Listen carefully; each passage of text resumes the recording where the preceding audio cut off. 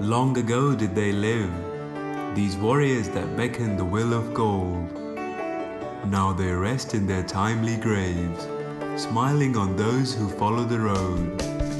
Their valor untold, their fierceness that molds the minds and acts of yours alone. The message they bring is clean and bold. March on, my brethren, through pain and remorse. What becomes of you, history shall behold. Hello, I hope you're doing well. I have something special for you today. This is a video of my trip to a place that houses the largest collections of swords in the world. A museum would fit the title here. Two of my friends and I went to see the Royal Armouries located in the northern part of England, Leeds. This is a modern museum that stores within itself our history from medieval days to the one that went by just a while ago. From ironclad knights to nimble warriors that rely on speed, everything here had its own story to tell. This, of course, is a museum that houses war relics, may they be swords, shields, knives or guns. All belonged to someone in a while ago. The most fascinating feeling one gets when visiting a place like this is the secret that is withheld in every single trinket, in every weapon. All that is required from you is to stop and listen. Every notch on the sword tells a tale of a knight that stood in the battle with his will and overcame the challenges he entangled himself with. And this, of course, is not just a thing of past, as the same tale is told by the modern weapons that are capable of causing chaos just at the press of a button. My personal interest in museum comes from a simple fact that a museum to me is like a mirror that shows me my true self.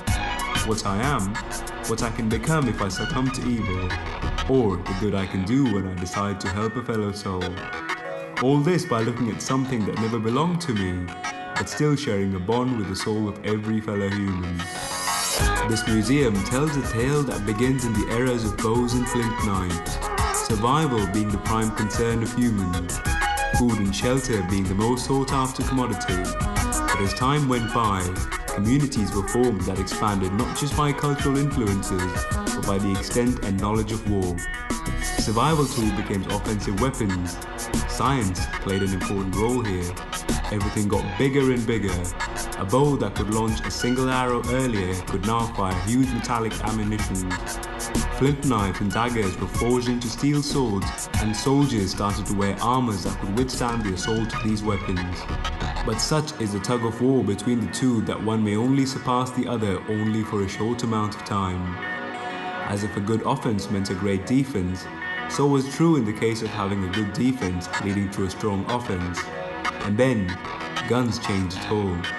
The sheer brutality of combat was subsided by long-range executions, equally effective but less personal. As I always say, the players change, the grand game always stays the same.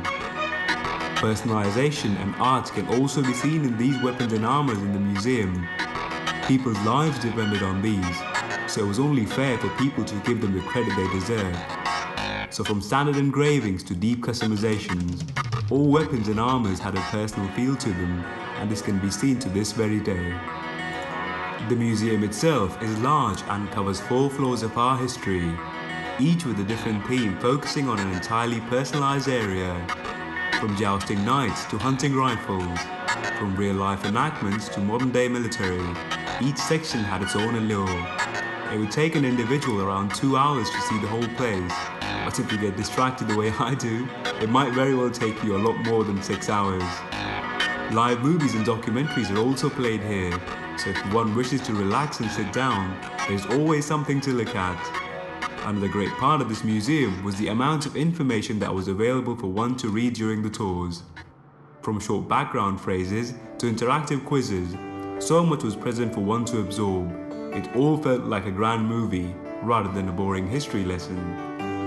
But if you get lucky and visit the museum on a special day, they host reenactments for famous battles, just like the one you saw in this video, but on a grand scale. This is one of the places if you don't visit at all, you have no idea how big and amazing it truly is. Our trip to museum was short and we could not see the oriental section of the museum as it was barred. Well, This gave me an excuse to come back here again. But in the end, such as three friends were, when day got tiring, a game of Street Fighter was all we desired. Just a reminder to ourselves to keep understanding who we are, but also to take a break once in a while. I would like to thank you all for taking the time to watch this video. This has been the Holy Hermit for you. Subscribe if you enjoyed this video of mine. Leave a comment if you wish to share your experience with us. Other than that, when your sword gets rusty and your visor gets heavy, a well-timed Hadouken will set things right. Truly, try it if you must.